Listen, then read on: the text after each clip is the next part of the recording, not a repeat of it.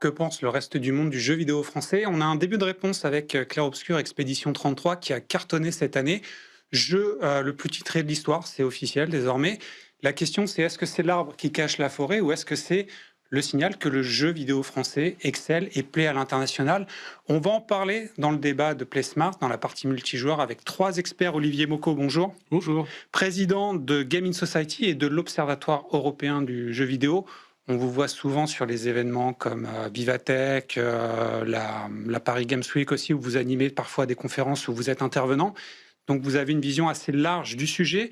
On a un acteur du business, on a Guillerme Lachaud, pardon, Chief Sales Officer chez Gameloft. Donc là, vous allez nous dire aussi, vous, sur le terrain, ce que vous constatez Ouais. sur ce pouvoir d'attraction du jeu vidéo français. Et on a l'homme politique le plus porté sur le jeu vidéo, on va dire, Denis Massélia, bonjour. Bonjour. Député depuis 2017, vous êtes un peu en New Game Plus, vous, à l'Assemblée, c'est un peu ça?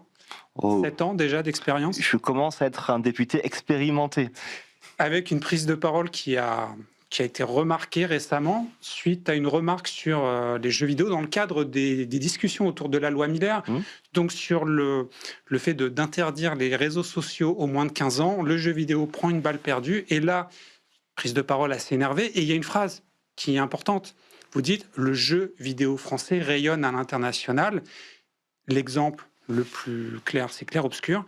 Clair Obscur Expédition 33, pour vous, là, ça a quel effet sur l'ensemble de l'industrie française aujourd'hui? Aujourd'hui, l'industrie française du jeu vidéo rayonne de par le monde. En effet, Clair Obscur est quelque part, si je peux me permettre, la locomotive à l'international, mais ce n'est pas le seul.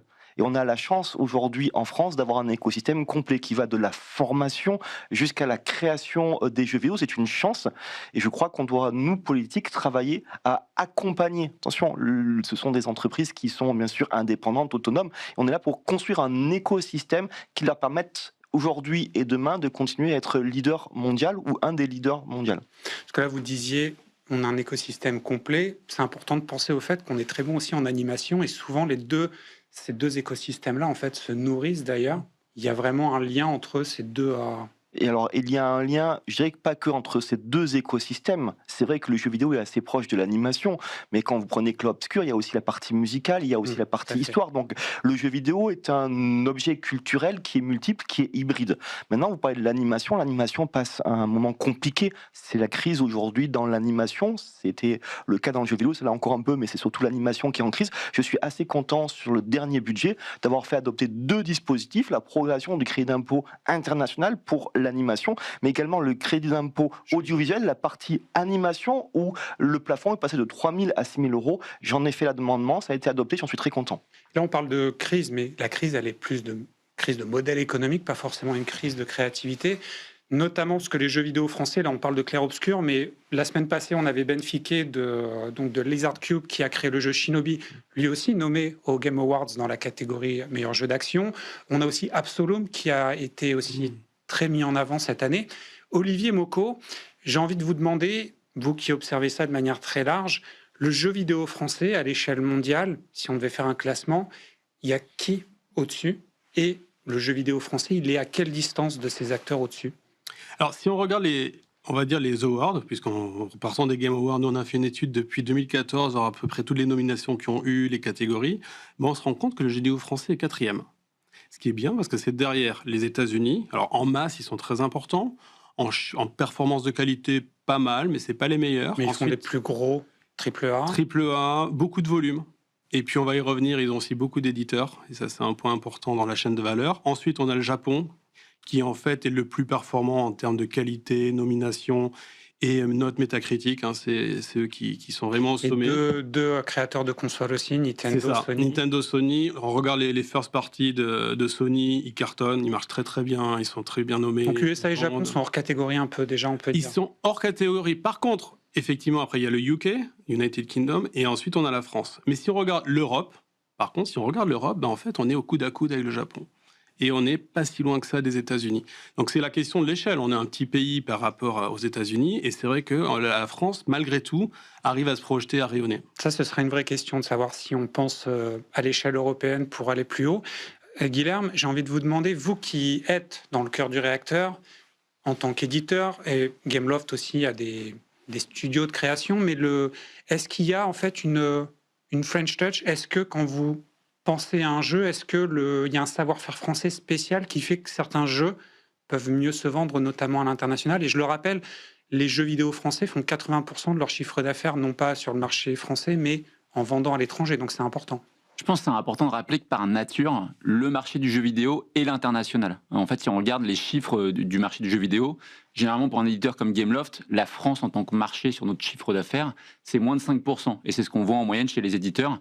Et du coup, je pense que d'un point de vue survie, de toute façon, il faut que les studios français soient performants à l'international. Je pense qu'aujourd'hui, on a... alors je vais parler du marché en général, on a cette spécificité française qui est qu'on a des acteurs de toute taille. On a des Ubisoft, des Gameloft, mais on va avoir des petits studios comme Sandfall avec Expedition 33 bien sûr. On dit petit, mais vous devrez dire moyen même pour Sandfall, puisque c'est une structure quand même de taille assez importante. Vous pointez du doigt les grosses structures, et là j'ai envie de parler un peu actuel avec vous, Denis. Ubisoft a des difficultés économiques actuellement.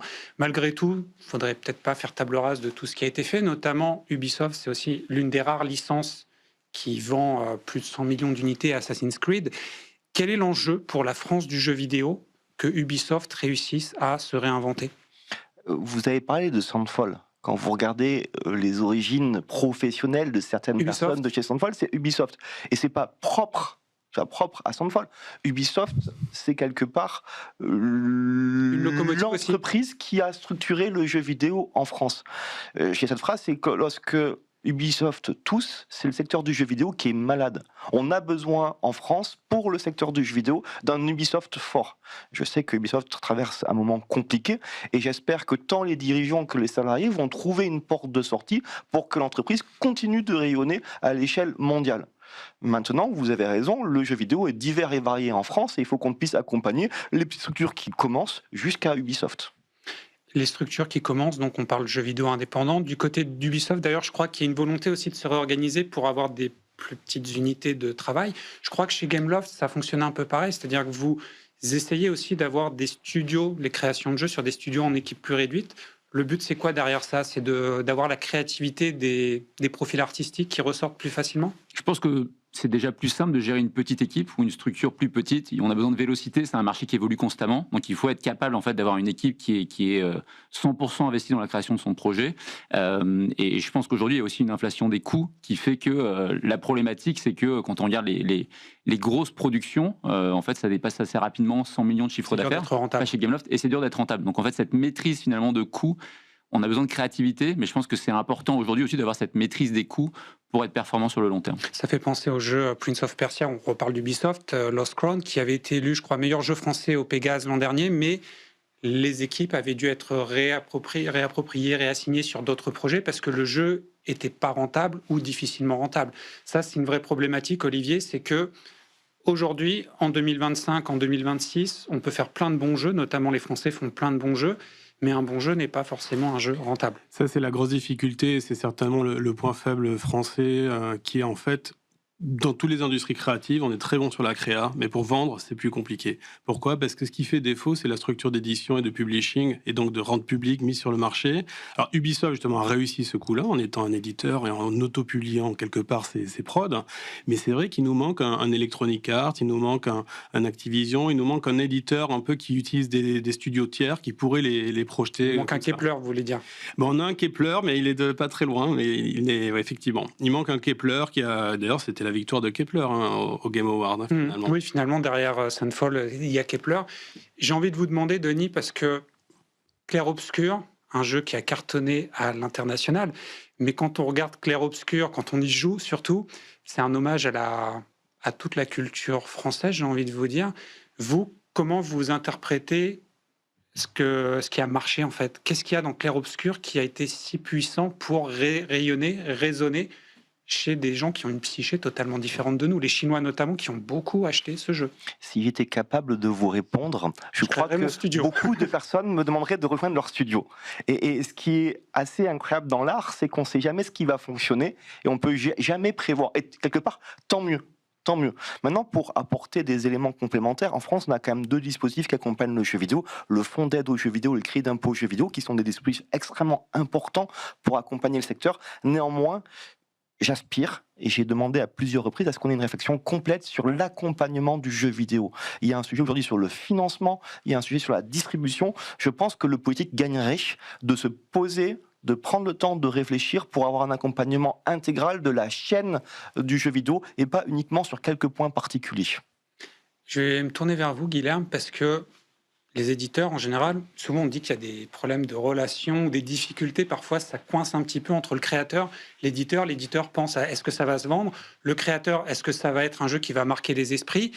Mais sur Clair Obscur, Soundfall, dans une interview pour Brut, ils avaient dit, nous, notre idée d'origine, c'était de faire un jeu qui va plaire énormément aux petits groupes de gens qui vont aimer, et tant pis s'il y a peu de personnes.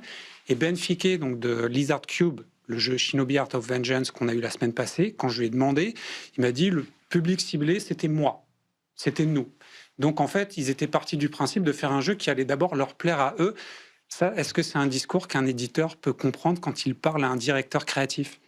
Alors c'est sûr qu'il y a forcément cette double casquette. Il y a d'un côté, on veut faire quelque chose qui va marquer les esprits, on veut se différencier faire de finalement des autres jeux. Voilà, c'est de l'art. Il y a quand même ce côté culturel, créatif qui est important, mais il y a cette volonté aussi de chercher une audience. Je pense qu'à un moment, pour un éditeur, c'est important de se dire que s'il va publier un jeu, s'il va investir de l'argent en marketing, c'est aussi parce qu'il pense que lui-même, il y a un marché pour ce jeu. C'est un peu la difficulté, et je pense que c'est pour ça que c'est l'importance aussi du crédit impôt jeux vidéo.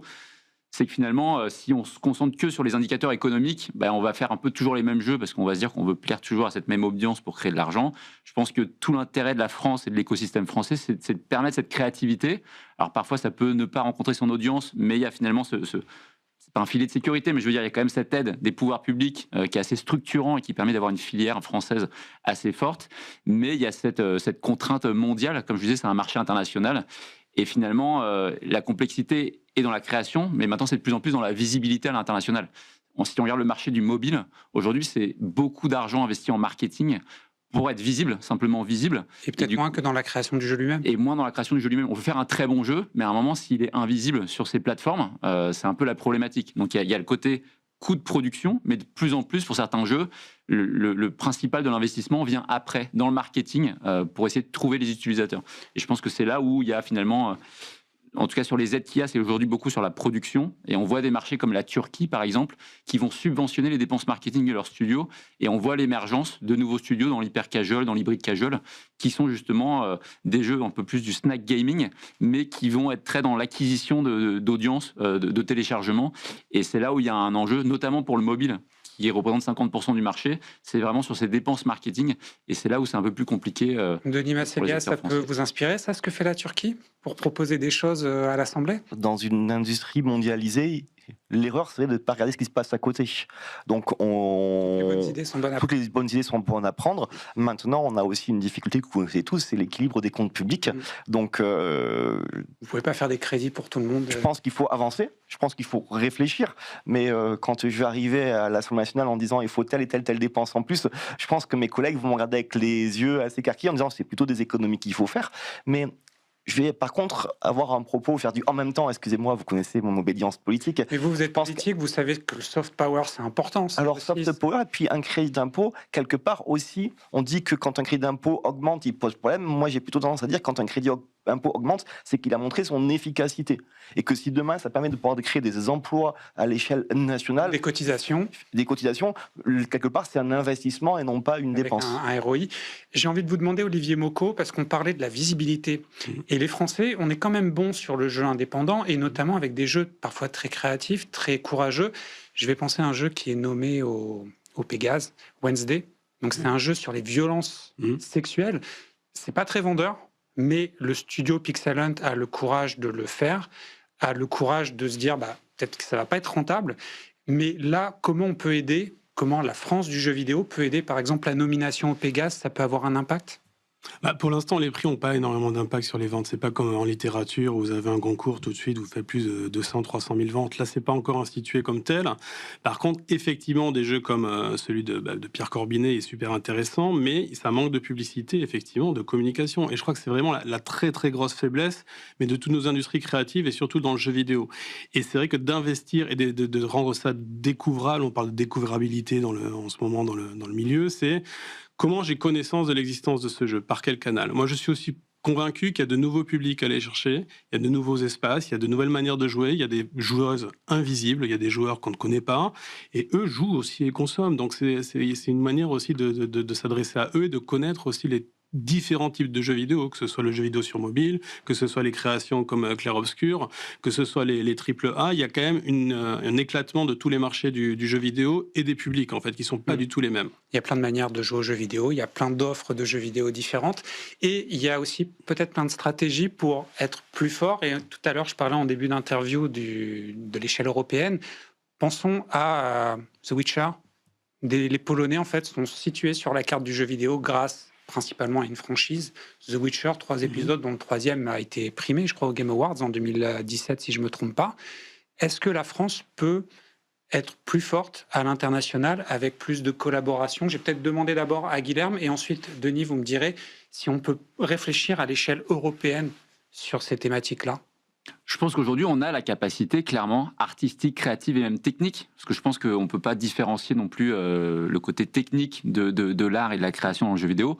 On a cette capacité. Je pense que là où la France est assez différente des autres marchés européens, c'est qu'on est très divers dans nos succès. C'est-à-dire qu'on va avoir des succès PC, console, mobile. Là où vous allez avoir d'autres acteurs comme la Pologne, ça va être majoritairement avec The Witcher, mais plutôt sur des plateformes PC-console. La Finlande, ils sont très forts sur le mobile. Remedy, par exemple, ouais. aussi en jeu console. Tout à fait. Et donc je pense qu'en fait, c'est cette capacité de travailler ensemble, créativement, peut-être du co-développement aussi entre studios, on peut apporter différentes forces. Comme vous le disiez, c'est un modèle économique assez divers. Ubisoft le fait un petit peu, enfin eux ils le font pas forcément à l'échelle européenne, mais ils ont des studios à Montréal, dans d'autres pays, et ça les a beaucoup servi. Mais on peut imaginer, Denis, qu'on mette en place, alors peut-être que vous devrez vous présenter au Parlement européen pour ça, mais est-ce qu'on peut imaginer des politiques européennes de développement de l'industrie du jeu vidéo pour pouvoir rivaliser avec les États-Unis, le Japon ? Est-ce qu'on pourrait développer des politiques à l'échelle européenne? Alors vous allez me dire, ça existe déjà plus ou moins. Mais... J'enlève le mot jeu vidéo. Est-ce qu'on pourrait mettre en place des politiques à l'échelle européenne pour assurer à ce que les politiques en question, pas que celles culturelles, puissent rayonner de par le monde? La réponse est oui. Aujourd'hui, je trouve, c'est un avis bien sûr qui est personnel, à un moment donné où il y a un bloc qui est la Chine, qui met beaucoup de pression à l'Europe, un autre bloc, les États-Unis, qui met beaucoup de pression à l'Europe, l'Europe gagnerait à mettre la pression au travers de l'accès à son marché. Le marché public chinois est fermé, le marché public américain est très fermé, nous il est plutôt ouvert. Très gros. Voilà. Et donc notre marché devrait être quelque part un outil de bras de fer avec la Chine et les États-Unis. On ne le fait pas assez, je le regrette. Est-ce qu'on serait prêt à se priver de Black Myth Wukong ou de GTA 6? Ça, c'est pas sûr, Olivier Mocco. GTA 6 a quand même une origine, en tout cas anglaise. Il y a quand même beaucoup de studios en Angleterre aussi. Après, effectivement, sur la question européenne, vous avez Europe Créative qui est très peu dotée. C'est minimal par rapport à un marché européen. Et puis, il y a cette identité aussi européenne, cette spécificité. On a effectivement le jeu mobile qui est très bon dans les pays scandinaves, mais il faut le penser dans un écosystème global parce que c'est quoi? C'est le post-Nokia qui fait sens. Après l'effondrement de Nokia, il y a eu tout un travail là-dessus de réorganisation des acteurs. Donc, c'est aussi une filière industrielle qui a un impact qui dépasse le cas du jeu vidéo. C'est ce dont on parlait la semaine passée, notamment avec la certification du titre d'ingénieur pour l'Isart Digital. Merci messieurs, le débat est passionnant, le débat est trop court en temps pour tout traiter. Denis Masselia, donc député, président du groupe d'études jeux vidéo à l'Assemblée. Guilherme Lachaud, Chief Sales Officer chez Gameloft, l'un des gros acteurs français du jeu vidéo. Et Olivier Mocco, président de Game in Society et de l'Observatoire européen du jeu vidéo. L'émission est déjà terminée, on se retrouve le mois prochain. J'en profite pour remercier Sybille Aoudjan qui me parlait dans l'oreillette, Fabien qui est à la réalisation, Alban au son. N'oubliez pas, d'ici le mois prochain, jouer c'est bien, jouer intelligemment c'est mieux.